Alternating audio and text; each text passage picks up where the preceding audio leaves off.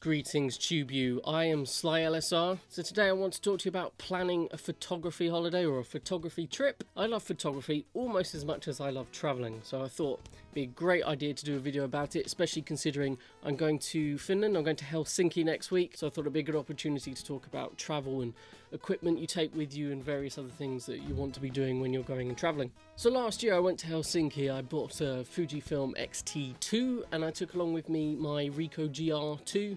And well, the Fujifilm had a 35mm f2 on it, and I thought the idea behind that was I wanted to take as little as possible, but I wanted to cover some ground. So the 35 f2 on the Fuji X-T2 is equivalent of about 50mm, and then the Ricoh GR2 is 28mm. I know I wanted to do some street photography, and so yeah, I thought that would cover plenty of ground. Now the one thing that didn't quite work out for me was the 28 was fantastic. I mean, that's what I use a lot, but the 50 was not telly enough, which is unusual for me to say something like that because I shoot mostly wide angle lenses. So the one thing that I've learned, and when I was traveling New Zealand and Australia, was that you do need a zoom lens is more practical when traveling. So why would I want to take a zoom lens? What a zoom lens allows you to do is cover a period of ground and take little equipment, because what is the point of taking a wide, a standard and a telly? So that's where zooms come in handy, that's where they're most useful. Anyway, let's backtrack a little bit. Anyway, so I went to Finland, and this year I decided to go back again. I've got a good friend who's into photography that lives out there.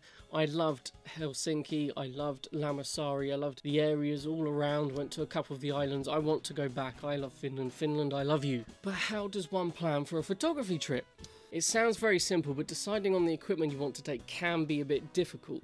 Once again, keeping it as small and as little as compact, take as little as possible with you is the best idea. Because I used to have a habit of, I need this, I need that, I need this and that, and just took way too much when traveling. You don't want to be dragging around tons and tons of stuff when you go traveling, when you go on holiday. You just don't want to be taking that stuff with you. So the main tip I have is pack light. So take bare essentials, clothes, underwear, socks, shirts, hats, shoes, whatever.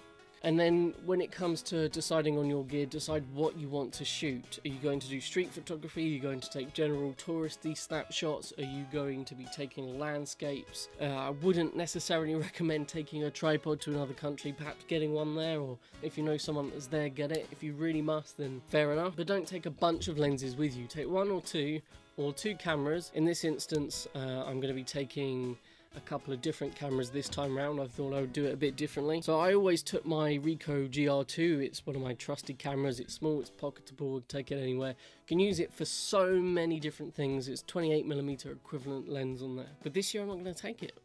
Okay, so why am I doing that? So last year, as I just mentioned, I took the X-T2 Fuji with the 35 f2 and the Ricoh GR2. This time I'm going to be a bit different and take the Olympus EM1 Mark II, which I'm currently recording this with right now. I'm going to be taking that with me with a 12 to 100mm lens. So on micro four thirds, that is 24 to 200mm. The reason I'm doing that is obviously I want to make some videos out there, and the EM1 Mark II is my main video camera. So and that sort of range allows me to get sort of the walking along shots, the sort of telephoto shots of things that are further away, and then it's a fantastic lens for photography, which is quite a big lens, quite a hefty lens. It's metal, it's quite big compared to some of the other equipment, which means I don't want to be taking too much more with me. What do I love doing? I love shooting film, so taking a film camera. What should I take? So I normally take my Olympus 35RD. I'm kind of crushed because I want to do it, but it makes sense for me. I specifically bought a Leica M6 for this trip, so it makes more sense that I use it, even though I still want to take the 35RD. So in my Bellingham Hadley Pro, which I will be taking with me around Finland, I'm going to be taking my Leica M6 with me. So those are my two cameras. That's all I'm taking. I'm not even taking the Ricoh. So I've not shot film abroad. I've only ever shot film here in sunny UK. So it's a bit different for me. I'm going to buy my film there instead of packing it and making it stressful for getting to Finland. I'm not going to take it with me. I'm going to buy film there. So I've sort of semi-planned trips. I mean, it's going to be very much winged. Yeah, so I'll be buying my film there. So, I mean, that's something I would recommend. There are people that say you can take it through airports, blah, blah. I hate dealing with airports and airport security. It is a pain in the arse. so I'm not going to do that. I'm just going to buy it there. I've got a friend that does photography there. We're going to go and do photography. He knows all the haunts where to pick up all the film, so we're just going to go and do that. But taking cameras and things does restrict you for your hand luggage. And I'll put my MacBook Pro in my Billingham as well, and that goes in my carry-on little suitcase thing that's zipped up. The other things I put in there, I don't actually put that much in there, to be perfectly honest. It would be that, like a really light rain jacket coat for when I land, maybe some spare socks or trousers, jeans, something like that, in case I need to change when I get there or I spill something on me, which wouldn't put it past me. I try and keep it as simple as possible. You don't want to be taking tons and tons of crap with you.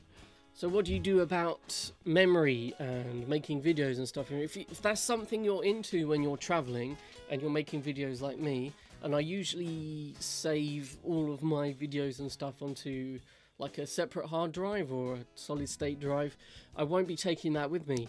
I'll be taking so I've picked up a Patriot 128GB Supersonic Rage 2 USB memory stick.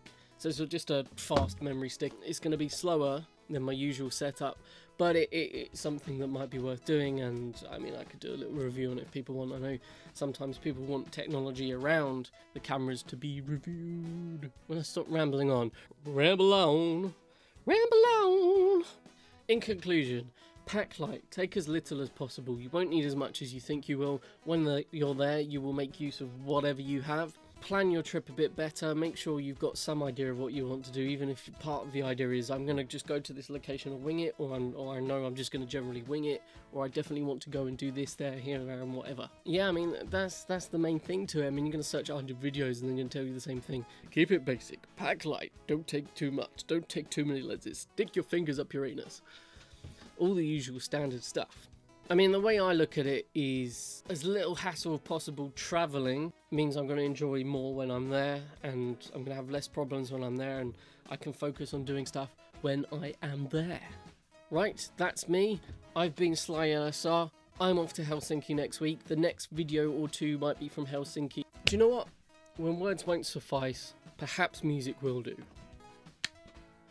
I've been Slyelessar. Have a good one. Entropy is calling like it wants to release this quantum shift ain't gonna get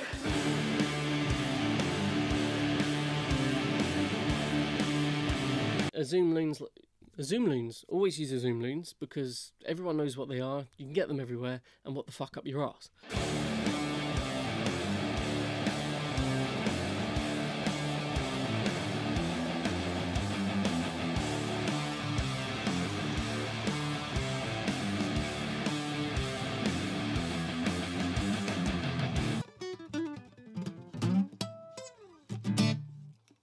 Well,